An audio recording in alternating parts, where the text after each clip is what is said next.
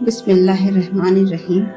یاد رکھو، جب اللہ مدد کرنے پر آتا ہے تو کچھ خاص اشارے اور نشانیاں ظاہر کرتا ہے۔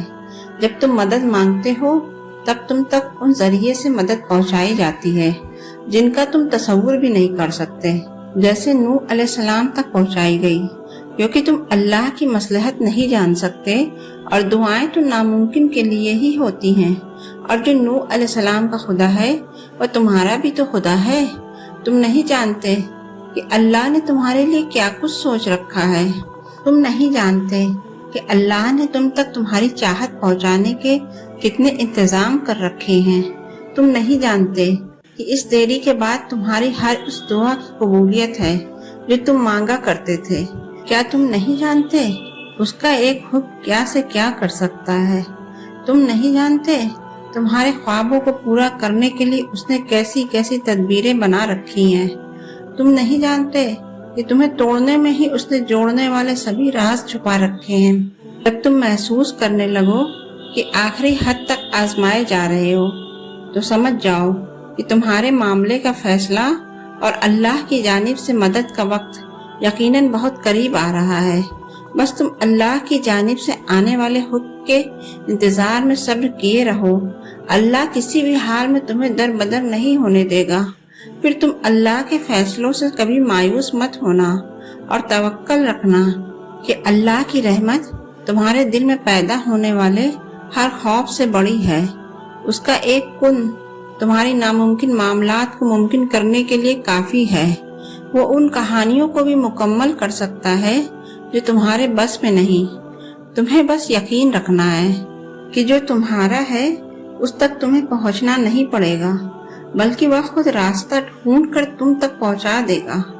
یہ دکھ تو بس تمہیں اللہ سے آشنا کرانے کے لیے آتے ہیں، اور اداسی تمہارا امتحان ہوتی ہے کہ تم کب تک انتظار کرتے ہو۔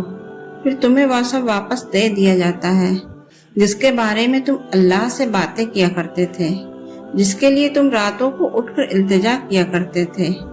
تو پھر کیوں پریشان ہو؟ تمہارا رب تو اتنا رحیم ہے، تم اس کی ایک صدا پر لبیک کہہ دو تو وہ تمہاری تمام صداؤں پر کن فرما دیتا ہے۔ تم اس سے بھلے لاکھ دفعہ ہی کیوں نہ منہ موڑ لو، مگر پلٹ کر جب بھی اس کو پکارو گے نا تو وہ تمہیں ہمیشہ اپنے پاس ملے گا۔ اس کی محبت تو ایسی ہے کہ وہ روٹ کر بھی روٹھا ہوا نہیں لگتا۔ تو پھر ایسی محبت سے مایوسی کیسی؟ تو پھر جو چاہیے وہ اللہ سے ضرور مانگو۔ دل کا سکون چاہتے ہو تو ان معاملات کو اللہ کے حوالے کرنا سیکھو جنہیں تم بدل نہیں سکتے۔ ان کو اللہ پہ چھوڑ دو۔ خود سے محبت کرنا سیکھو۔ تمہاری مستقل دعائیں ہی ناممکن کی قبولیت کو ممکن بناتی ہیں۔ تمہارا یقین ہی تم پر وہ دروازے کھولتا ہے جن کو کھولنا کائنات کسی شے کے بس میں نہیں ہوتا۔ تمہارا صبر ہی تمہیں معجزوں سے ملواتا ہے، اور کن سے فیکن تک ہر ادھوری کہانی مکمل ہو جاتی ہے، اور وہ دعا جو منہ سے نکلتے ہی قبولیت کے مراحل میں داخل ہو جاتی ہے وہ ٹوٹے ہوئے دل کی دعا ہے۔ بس پھر جو مانگ لیا جاتا ہے اس کو عطا میں دیری نہیں کی جاتی، پھر وہ شے بھلے ہی تمہارے نصیب کا حصہ نہ ہو۔ کیا تم نے نہیں سنا؟ رب سب کچھ کر سکتا ہے۔ تم جتنی دفعہ دعا مانگتے ہو اللہ اتنی دفعہ تمہیں تمہاری دعاؤں کے جواب دیتا ہے۔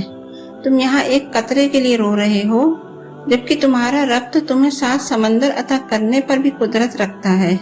تمہارا کام بس دعا کرنا ہے۔ عطا کی تدبیریں وہ خود بناتا ہے۔ اس کے لیے کچھ بھی ناممکن نہیں، اس کے لیے کچھ بھی مشکل نہیں۔ اس غم کے بعد اس نے تمہارے لیے خوشی کو چن رکھا ہے۔ اس مشکل وقت کے بعد تمہارے لیے آسانیاں ہی آسانیاں ہیں۔ تم بس صبر رکھو اور دعاؤں کو اور بڑھا دو۔